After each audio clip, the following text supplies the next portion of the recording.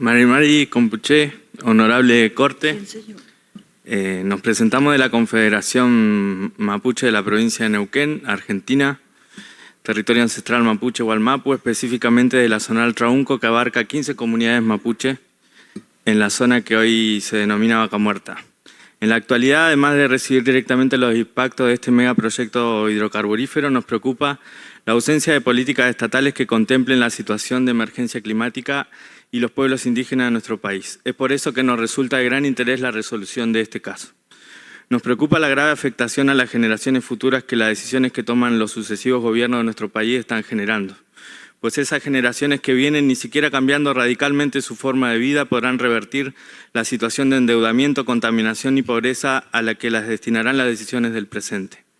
Ante este panorama vemos que existen en nuestra región dos problemas fundamentales que se relacionan entre sí y afectarán la acción ante la emergencia climática. Por un lado, la ascensión de gobiernos como el actual en Argentina, que son declarados negacionistas del cambio climático, siendo estos tipos de concepciones un retroceso en el camino de que los gobiernos asuman la responsabilidad de tomar acciones urgentes. Y por otra parte, el problema del ocultamiento permanente de los impactos que los proyectos extractivistas tienen sobre los territorios y la salud. Tal es el caso del megaproyecto Vaca Muerta, que tomaremos de ejemplo para graficar la situación que se vive. Vaca Muerta es una de las formaciones hidrocarburíferas no convencionales más grandes del mundo, donde se extrae gas y petróleo mediante la tecnología del fracking, una técnica muy agresiva que utiliza millones de litros de agua, de arena y químicos, y nuestras 15 comunidades afectadas por el fracking hoy no tienen agua potable. Esta explotación presenta como principal impacto el incumplimiento de las leyes que protegen los derechos indígenas.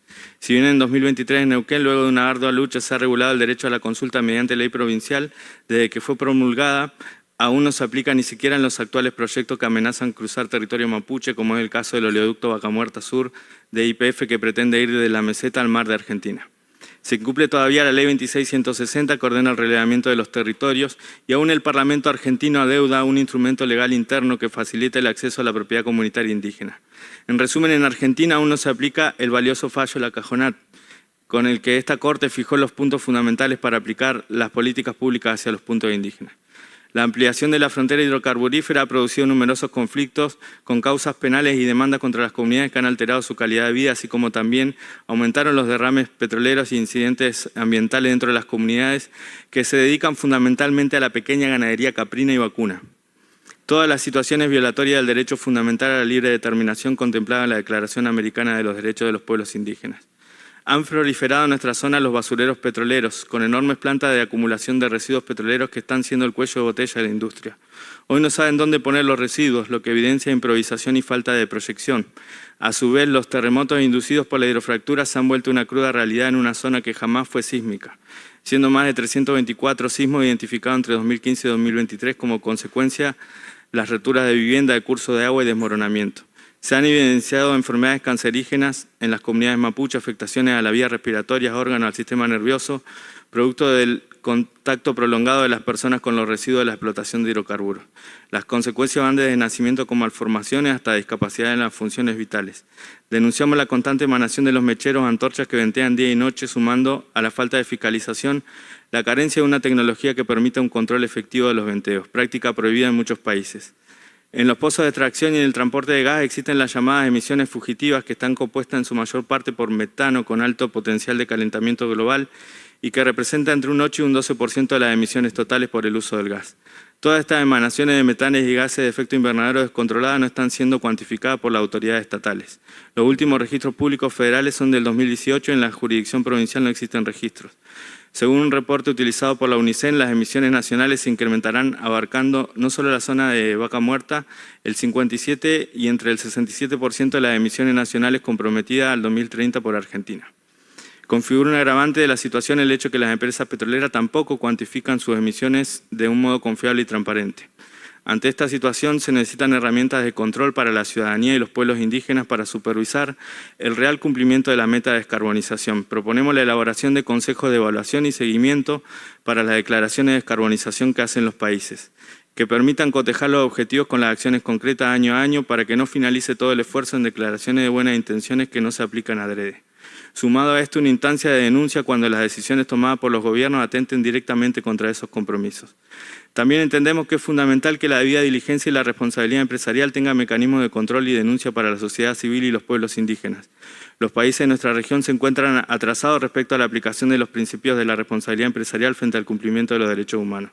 Consideramos indispensable que se ordene a los Estados la actualización y armonización de las normas operativas en materia ambiental al nuevo paradigma de emergencia climática, fundamentalmente actualizando los estándares mínimos de calidad de aire. Observamos que en lo que respecta a la prueba en los procesos judiciales, sobre todo en materia penal ambiental, la carga de la prueba judicial no tiene en cuenta la posición de vulnerabilidad económica de las comunidades y la carencia de tecnología. De esta manera se torna una tarea casi imposible la prueba en esta materia para que los procesos avancen. Se evidencia la falta de aplicación de las leyes penales sobre los contaminadores y también la ilógica exigencia de que haya un daño ambiental para que el Poder Judicial pueda intervenir, abandonando así el principio precautorio y el principio de no regresividad. Hasta aquí un breve relato de la situación. Desde nuestra visión, el desafío entonces es la aplicación de derechos fundamentales como la consulta o la información pública en un contexto de países endeudados con economías estructuralmente débiles y de captura corporativa que impide tener cualquier atisbo de exigir el cumplimiento de los derechos humanos en la práctica empresarial. Para finalizar, declaramos hoy que los pueblos indígenas de América no solo hemos debido soportar la situación en que los países desarrollados históricamente han sometido nuestro territorio al saqueo y a la colonización que se mantuvo aplastando nuestro derecho a la libre determinación, inclusive posteriormente a la independencia de los nacientes países de América, sino que todo lo que hemos expresado de la época colonial fue desoído de manera continua. El mensaje fue siempre claro y permanente. Todo lo que hagamos a la tierra nos lo estamos haciendo a nosotros mismos. Todo el daño que hagamos a lo que nos rodea volverá hacia nosotros y nos dañará en un futuro.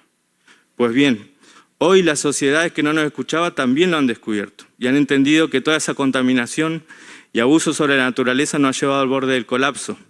Pero en lugar de exigir un giro hacia valorar los conocimientos ancestrales de los pueblos indígenas, debemos soportar la situación de que pretendan explicarnos cómo debemos conservar la naturaleza para evitar que empeore la catástrofe.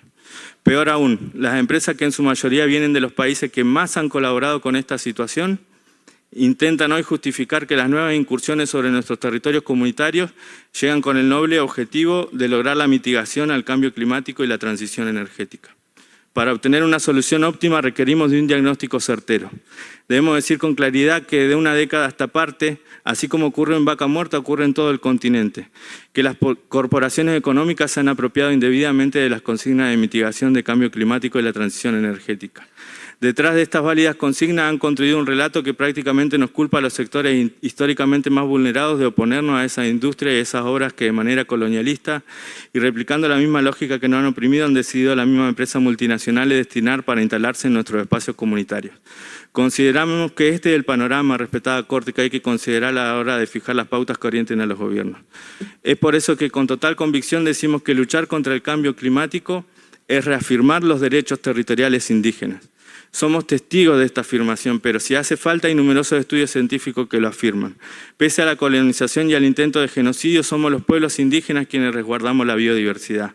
Pero no solo por nuestra existencia actual, sino porque valoramos esa biodiversidad como la única perspectiva de futuro.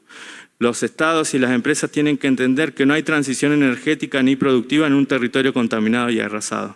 Si la transición energética solo plantea proteger la ganancia empresarial a costa del sacrificio de nuestro territorio, será solo una transición empresarial que aplastará los derechos humanos de nuestros pueblos.